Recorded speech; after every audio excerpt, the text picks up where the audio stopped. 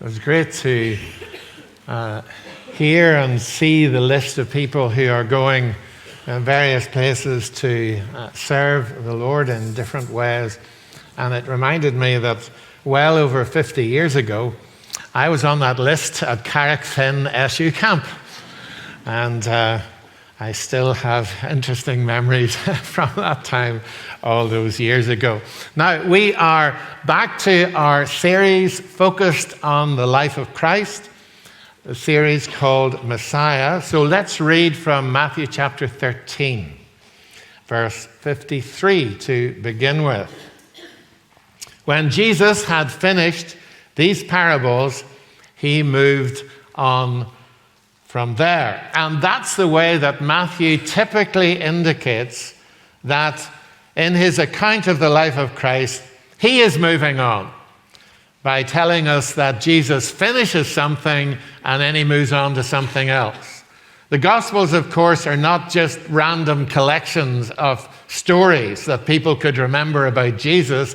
They are deliberately selected. And Matthew is deliberately selecting a number of incidents from the life of Christ and putting them together so that we can focus on something. And he's moving on here to something new, a new flow of the story, if you like, a new episode with a new focus. And what the focus is of this new episode immediately becomes clear. Coming to his hometown, we read on in Matthew 13, he began teaching the people in their synagogue, and they were amazed. Where did this man get this wisdom and these miraculous powers, they asked. Isn't this the carpenter's son? Isn't his mother's name Mary? Brothers James, Joseph, Simon, and Judas? Aren't all his sisters with us? Where then did this man get all these things? And they took offense at him. But Jesus said to them, a prophet is not without honor except in his hometown and in his own home. And he did not do many miracles there because of their lack of faith. So notice the questions raised by the people themselves who witnessed what Jesus was doing. Where did this man get this wisdom and these miraculous powers? Isn't this the carpenter's son? So then, now let's read the start of the next paragraph. At that time, Herod the Tetrarch, that is a sort of local king, there were three of them, he was one of them, and he was the ruler in that area to the north in Galilee. Herod the Tetrarch heard the reports about Jesus, and he said to his attendants, "This is John the Baptist. He is risen from the dead. That is why miraculous powers are at work in him." So here is Herod's attempt to answer the same question. Who is this Jesus? Where did he get this power from? Where did he get this wisdom from? The people of Nazareth didn't know what to make of him. Herod thought, well, it must be John the Baptist come back from the dead. And the particular aspect of Jesus' activity that raised questions and troubled them both was the evidence of miraculous supernatural power. And they haven't been the only ones troubled by that. One of the major difficulties that people have in believing Christianity to be true is its supernatural content, the miracles.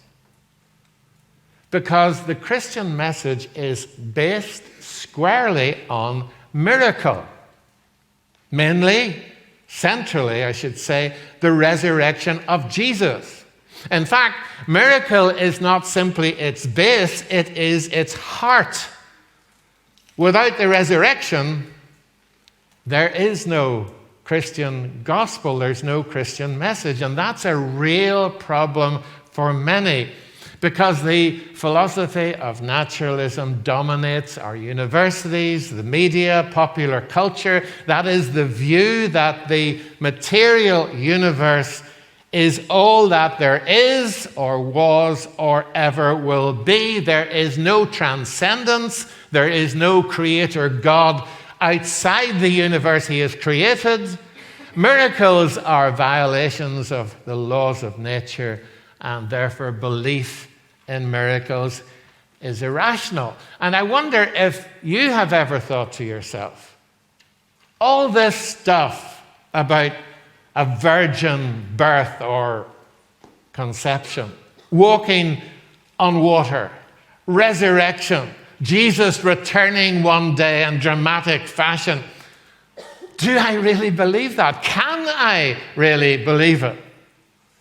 And if that's the way you feel perhaps this morning or have ever felt, you're not alone. According to Oxford professor Richard Dawkins, the 19th century was the last time, he says, that an educated person could admit to believing in miracles. I don't know what that says about me. This is the 21st century.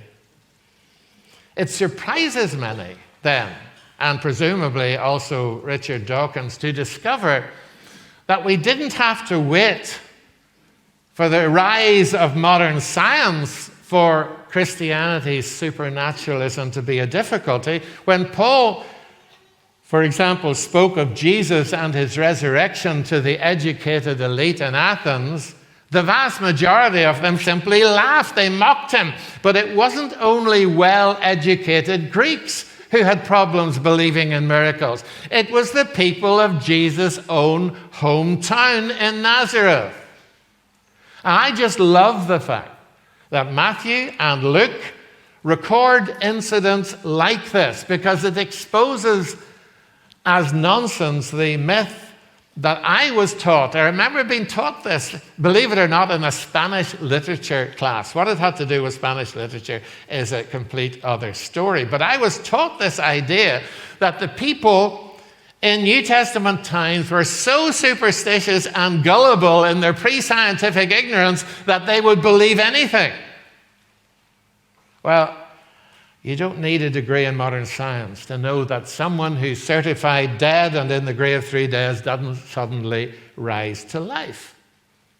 In fact, to recognize the supernatural, you have to know the natural, the basic laws of nature. If you don't know that people who have died normally remain in their graves, you wouldn't recognize resurrection as a miracle. You can't call something abnormal unless you know what normal is. And what Jesus was doing clearly to these folks wasn't normal. That is why they were struggling with it. His wisdom wasn't normal.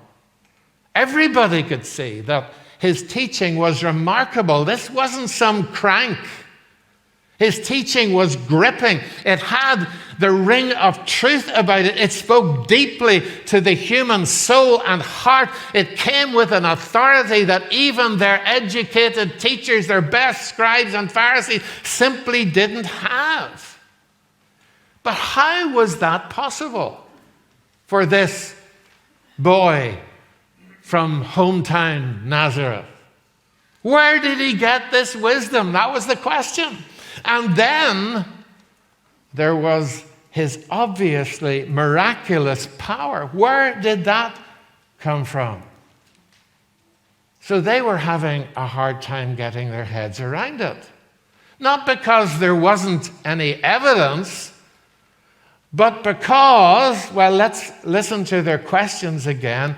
Isn't this the carpenter's son? Isn't his mother's name Mary? Aren't his brothers James, Joseph, Simon, and Judas? Aren't all his sisters with us? Where then did this man get all these things? Their problem was they knew him. He had grown up among them. Many of them had been to school with him. His brothers and sisters still lived in Nazareth. Everybody knew who he was. So how then was he able to do the things he was doing? and say the things he was saying. Where did he get these things from? And their astonishment then turned into offense. They took offense at him, which doesn't mean what offense or offended normally means today. Today it means to be hurt, angry, and upset, or to choose to be hurt, angry, and upset, often because of something someone has said. But the word that Matthew is using means scandalized. Literally stumbled. They were stumbled by him. In the same way as you and I might trip up and stumble over a rock you come across unexpectedly in the path. They stumbled in their thinking. They couldn't get their heads around it, as we might say. It just didn't fit in their categories of thinking. The fact that a real person, a person they knew, a person they watched growing up, could say and do the things Jesus was saying and doing. Not even an outstandingly gifted person could have done what Jesus was doing. Now, as a school teacher, I occasionally came across a few very bright kids. You know, the super talented academically, or maybe in sport or music. The kind of people who never seem to have to work. It's awful to be in a class with one of those. Maybe some of you know what that was like. And there you are up all night, 5 hours working on some maths problem. Somebody comes in and obviously didn't do a toss, just do it. There it is, no problem. Just have that mind. Things come to them so easy. No surprise then that they end up with a stellar career. And perhaps there were a few legendary figures like that in Nazareth. Maybe a butcher's son who amazingly had gone to university for those days and had become a rabbi. Or a fisherman's daughter who had made it as a pop star in Rome. Who knows? Of course, there's another kind of story, a miraculous story, when as a teacher I would say, well, it was a miracle that she got her exams because she didn't do any work. Now, that's not the sense of miracle that we're talking about here. The Oxford English Dictionary definition of miracle is this: an event occurring within human experience which cannot have been brought about by human power or by the operation of any natural agency, and therefore must be ascribed to the special intervention of the deity or some supernatural being. And that's what they were facing. Jesus was the carpenter's son, but was he more than that? Because if you followed the evidence where it led, you might come to the conclusion that he was the son of, but he couldn't be. That's impossible. That's heresy. So they couldn't bring themselves to accept that one of their own, as they saw him, was more than human, not less than, but more than, that he was in fact the divine Son of God. And that was the problem they had. Because they had no natural explanation for Jesus, and they weren't willing to accept a supernatural explanation, they stumbled. They tripped over it. They couldn't resolve it. Like so many people in these days, they simply can't deal with Jesus, so they have to reinvent him and remove all the miracles. As a result, we read, Matthew tells us that Jesus didn't do many miracles there because of their unbelief. Now, that statement is sometimes used out of context to encourage or even cajole Christians into having more faith. For example, if they would just summon up more faith, then God would do that miracle for them that they so much want him to do. And then God would do it. The problem is their lack of faith. Now, apart from being a cruel teaching, that isn't what this incident is about. This incident is about refusal to believe. It's about rank unbelief. The refusal to believe that Jesus could be anything other than the carpenter's son. The evidence was there. They simply refused to follow it where it led. And that exposes another myth that I've heard so often, that in Christianity, faith has nothing to do with evidence or with reason. In fact, it is the opposite of reason. I can't speak, of course, for any other religion. They have to speak for themselves.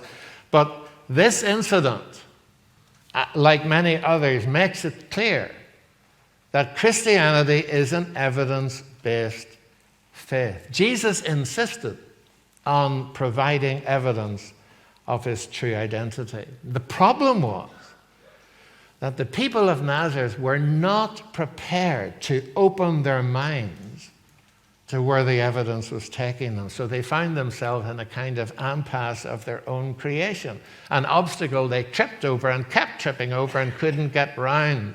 And because he had already provided all the evidence they needed, he didn't do any more, because what good would it have done? What benefit would there have been if he had done a few more miracles, except put on some kind of supernatural fireworks display that everybody would go, oh, look at that, isn't that fun? And then ignored. And Jesus isn't prepared to satisfy people's curiosity like that. The problem was not lack of evidence. The problem was something else, as Jesus then explained, when he said, and it's a very famous statement, a prophet is not without honor except in his own town and in his own home. The issue for them wasn't science. It wasn't reason or lack of evidence. It was irrational, close-minded prejudice.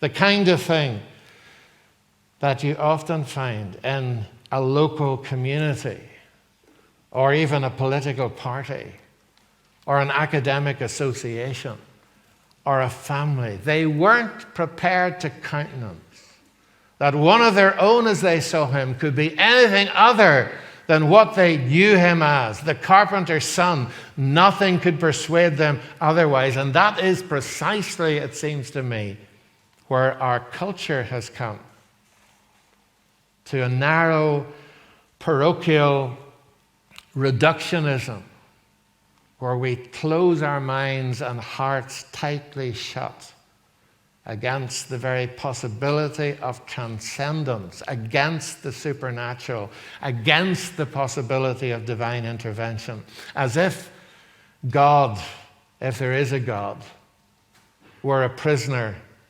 of his own laws, the laws of nature. Well, the laws of nature, as we call them, are human descriptions and explanations of the regularities we observe in the universe, which also will tell us what is likely to happen, unless something or someone intervenes. For example, I have a book in my hand.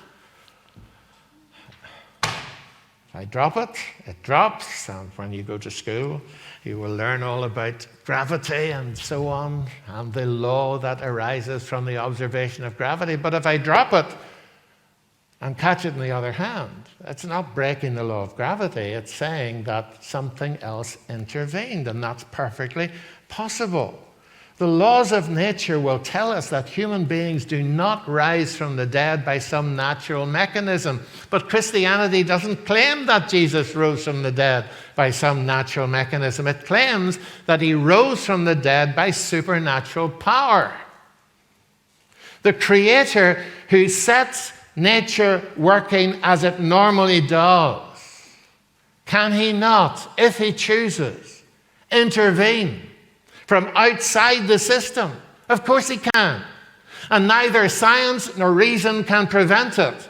And it isn't violating the laws of nature when it happens. To close our minds, therefore, in advance to the evidence of history, as these folks did, is neither scientific nor rational. And if you want to follow up, and if this is an issue that troubles you, then my brother has written a book about it. It's chapter 7 of this little book, Gunning for God, which you'll find outside. And you may even get a free copy if you smile nicely. The evidence of Jesus' teaching and his activities produced a different effect on Herod, the ruler of Galilee. He came to the conclusion that this must be John the Baptist back from the dead. Now, that requires an explanation, so Matthew now gives us the backstory. Let's read it. Herod had arrested John and bound him and put him in prison because of Herodias, his brother Philip's wife. For John had been saying to him, "It is not lawful for you to have her." Herod wanted to kill John, but he was afraid of the people because they considered John a prophet. On Herod's birthday, the daughter of Herodias danced for the guests and pleased Herod so much that he promised with an oath to give her whatever she asked. Prompted by her mother, she said, "Give me here on a dish, that is on a platter, dinner platter, the head of John the Baptist." The king was distressed, but because of his oaths and his dinner guests, he ordered that her request be granted and had John beheaded in the prison, and his head was brought in on a dish and given to the girl who carried it to her mother. John's disciples came and took his body and buried it. Then they went and told Jesus. Like others in positions of power, Herod considered himself above the law. He was king, or at least tetrarch, and when John called out his sexual sin for what it was, he didn't like it. And people still don't. We're rapidly getting to the point in our culture where nothing is to be considered immoral.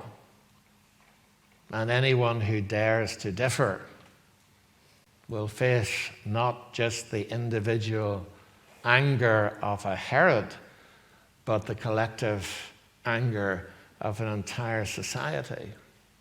He wanted to kill John. But he was astute enough, a politician, to understand that in that context in Galilee, it wouldn't be very good PR to kill John because of the people. Popular opinion ruled. The people thought John was a prophet. So instead, he abused his position to have John imprisoned and to shut him up, in other words. Cancel culture is not just a modern invention, is it? You want to shut down the prophet? He is calling out certain things as immoral. Well, you shove him in prison and then nobody can hear their voice. After all, he was king. He was free to do what he liked. And there wasn't any need for him to debate the issue with John, to settle matters on the issue rationally. He just shut him up. Shout him down, shut him up, put him in prison, throw away the key, and then we can just get on with life and everybody can be happy and together. And he threw a great dinner party with lavish entertainment. And during the dinner party, he was really entranced by the sensual dancing of young Salome, no doubt fueled by the wonderful food and drink on offer. And he tried to play the grand benefactor, offering the girl, on oath, publicly, whatever she desired.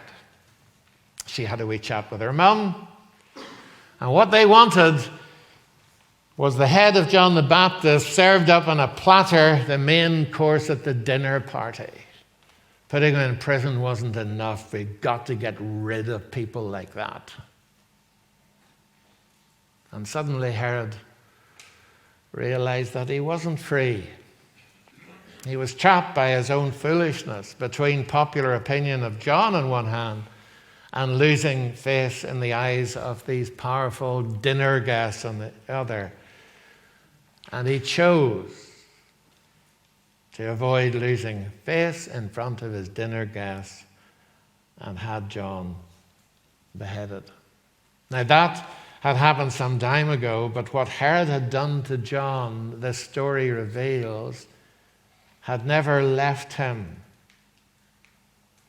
And so when he heard about Jesus, it stirred an unwanted memory. It spoke to his conscience. His conscience reared up in him again like the voice from the unseen but greater reality, which of course it was. Conscience is real. It is often uncomfortable. We wouldn't have invented it if we had had the option. Evolution didn't produce it. We didn't invent it. God did. It's an outpost of God's government in our lives. It sounds the alarm when we are going against his ways. And even though it gets distorted, it is on God's side. It is one of the ways that God has of reminding us that we're not just animal. We're not just sophisticated animal. We are moral beings in the way animals are not. We live in a moral universe. We have uniquely been created in the image of God. And as a result, if we go against our conscience, we're in trouble. I mean, Herod knew he was wrong to take the woman. He took her anyway. He had the power to do it. Nobody was going to stop him. And now his conscience flares up again. We're unlikely to be guilty in the same way as Herod in terms of abusing our power and having somebody murdered. But we all fall short. We know we do. Even by our own standards, we know we do. Conscience is in there for a reason. We hate it often. We wish it would shut up and go away, but it's there for a reason. It's reminding us. It's God's voice within us to say, you need forgiveness here. You are guilty. It's not just you do wrong things, but there's this little voice that judges you inside. That has to be faced. And Herod did his best to shut out the voice. Beheaded John, but the conscience is still working, at least at this stage in his life. How do we face it? Herod could have followed up on the evidence concerning Jesus and his miraculous power. He would have discovered that Jesus was not John the Baptist rising from the dead, coming, as Herod probably imagined, with judgment upon him, but rather he had come into the world not to condemn it, but that people might be saved. Herod could have, even at that stage, repented and received forgiveness and new life, freedom from guilt and fear of judgment, but he didn't. No doubt when he realized that Jesus wasn't John the Baptist back from the dead, he heaved a sigh of relief. Conscience had spoken, but he hadn't listened. And if we keep silencing conscience and where it points, in the end we don't hear it. And when Herod eventually did meet Jesus, because Pilate sent Jesus to him, Luke tells us when Herod saw Jesus, he was very glad because he had long desired to see him. Not because he wanted to repent, but because he had heard about him. He's hoping to see some sign, hoping that Jesus would put on a miraculous show for him. So we questioned him at some length, and Jesus said nothing. Then Herod and his soldiers treated him with contempt and mocked him. How tragic is this? A person with the opportunity, conscience speaking, the presence of Jesus, but no interest in repenting. And Jesus refused to put on a show. Not only so, he refused to speak, because the person who had consistently rejected the voice of God will one day discover that God no longer speaks to him. Who is Jesus? That's the question as we go forward with this series this summer. It's in this part of Matthew, for example, that Jesus himself puts the question to his disciples, who do you say that I am? And Peter said, you are Messiah, the Son of the living God. What about you? This is no mere historic question. Everything rides on this. The difference between me and the person who doesn't believe what I believe about Jesus is this. There are many differences, but here's one. I believe that Jesus is the Son of God. That means I believe that God invaded this planet from the outside, that this world is not a closed shop. It's not some self-contained flat that we invented and created and run ourselves. That this is the Son of God. And I believe, therefore, that that person who came in from the outside went to the cross and gave his life for me and for the sin of the world. And that is the only answer to the issue that Herod was facing, the troubled conscience. I believe that that same Jesus, when he was dead, buried in the tomb, God raised him from the dead, and as Paul would put it, demonstrated to everyone that he is the Son of God. I believe also that he went back to be with the Father, and that one day he will come again.